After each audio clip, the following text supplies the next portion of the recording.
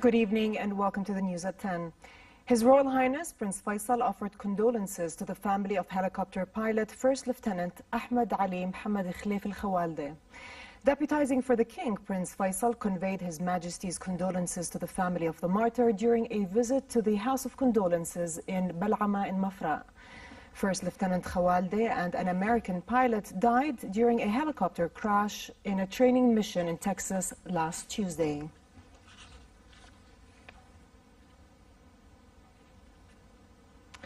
Prime Minister Omar al-Razzaz and UN High Commissioner for Refugees Filippo Grandi discussed various aspects of cooperation between Jordan and the UNHCR that meet the needs of Syrian refugees.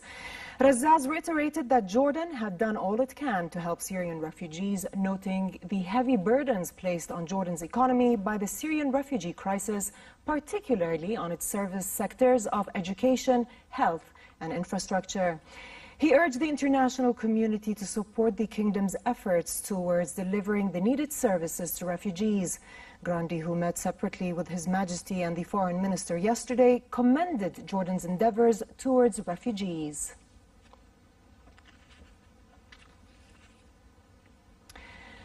Prime Minister Razzaz also met with the visiting chairman of the presidency of Bosnia and Herzegovina, Bakir Izetbegovic.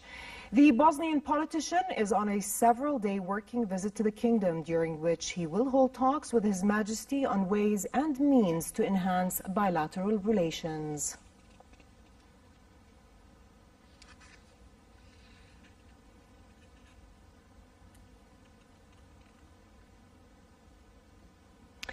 Earlier in the day, the Prime Minister launched at the Greater Amman Municipality 8 new e-services, part of the e-transformation project that is due to end in 2020. Razzaz said he felt a sense of seriousness in improving the kinds of services that had been short and slow in the past, including public transport, green areas and public parks. He urged the municipality to increase green space in the capital and link the Amman Bus Rapid Transit project with Zarqa City within a comprehensive public transport system to serve the public, adding that the entry into service of 136 modern public buses later this year is a qualitative leap.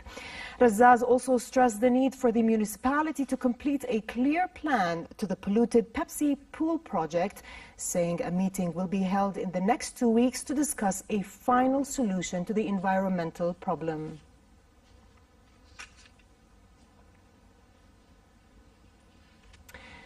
The United States announced it will join UN-led talks in Geneva next month to discuss negotiations on a new Syrian constitution. A U.S. State Department official said the U.S. has accepted the invitation from UN Special Envoy for Syria, Staffan de Mistura, to participate in the Geneva talks on September 14th. The UN said the meeting would include the United States, Britain, France, Germany, Jordan, Egypt, and Saudi Arabia. Meanwhile, Russia's defense minister said Syria would be ready to accept 1 million returning refugees following Moscow-backed reconstruction work. His comments came as Russia, Iran and Turkey are scheduled to meet in the Iranian city of Tabriz next week to seek an end to the conflict. In the West Bank, thousands of Jewish settlers stormed Joseph's tomb east of Nablus under heavy Israeli army protection. At least 3 Palestinians were injured after Israeli occupation forces fired live ammunition during clashes with Palestinians following the incursion. Meanwhile, in Ramallah, the Israeli military demolished the family home of a Palestinian teenager who was shot dead last month for allegedly killing an Israeli in a Jewish settlement. The youth, identified as 17-year-old Muhammad Tariq Dar Youssef, had lived with his parents, 2 brothers and 2 sisters in the house that was razed in the nighttime operation.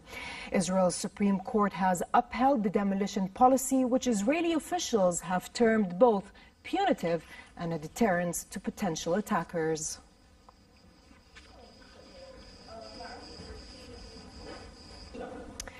Back here at home, Her Majesty Queen Rania met with the co-founders and management team of local company Sittat Biyut at King Hussein Business Park as part of her efforts to support entrepreneurship and innovation among the youth. Sittata Butte, launched in 2010, is an online recruitment and on-demand sales platform that aims to help Arab women find employment and market their work and products to a wide range of customers. The Queen, who was briefed on Sittata Butte, its services, current industry challenges, and its future plans, also met with some of the company's beneficiaries and took a look at some of the work they produce and market through the site. Her Majesty described the platform as an innovative solution that keeps pace with the rapidly evolving job market and invests in technology to help both men and women work from home.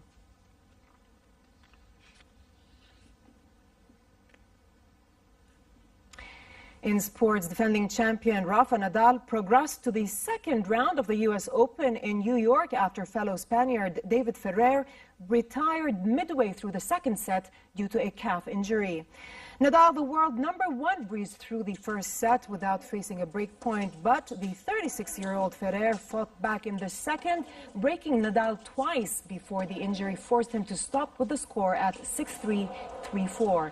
Ferrer said he had taken an injection before the match, but was in obvious discomfort and needed treatment courtside before he decided to quit. Ferrer has to retire.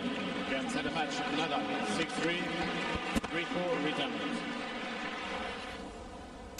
Serena Williams took the first cautious step towards a record equaling 24th Grand Slam title with a 6-4, 6-love first-round win over Magda Linette as an excited U.S. Open crowd welcomed the new tennis mother back to the Big Apple. Venus Williams also grinded out a 6-3, 5-7, 6-3 victory over another former champion, Russian Svetlana Kuznetsova, before handing the stage over to her younger sibling. The wins put the Venus sisters on a collision course, leaving them just one victory away from a third-round showdown.